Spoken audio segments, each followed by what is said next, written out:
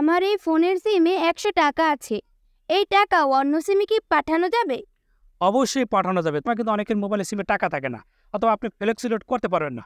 আপনি চাইলে আপনার সিম থেকে অন্য সিমে টাকা ট্রান্সফার করতে পারেন। এই কাজটা আপনি শিখে রাখেন, জরুরি প্রয়োজন আপনার দরকার হতে পারে। শুরুতেই আপনারা ডায়াল করবেন *121*1500#।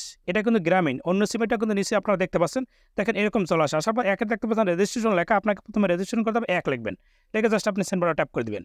এরপর দেখেন আপনার ফোনে কিন্তু একটা কোড আসবে, অর্থাৎ আপনার ফোনে কিন্তু একটা পাসওয়ার্ড তারা দিবে। দেখেন মেসেজটা কিন্তু চলে আসে। দেখেন এটা কিন্তু পাসওয়ার্ড দিয়েছে, এই পাসওয়ার্ডটা প্রথমে আপনি লিখে রাখবেন।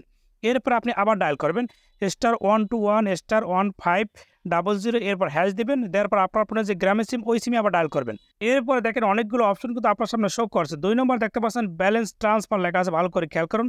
এখানে আপনি বক্সের ভিতরে 2 লিখবেন, লিখে জাস্ট সেন্ড বাটন ট্যাপ করে দিবেন। ট্যাপ করার পর দেখেন একটা বক্স কিন্তু চলে আসে। এখন আপনি যে নাম্বারে পাঠাবেন, আমি গ্রামীণ থেকে পাঠাচ্ছি, এই জন্য একটা গ্রামীণ নাম্বার লিখলাম।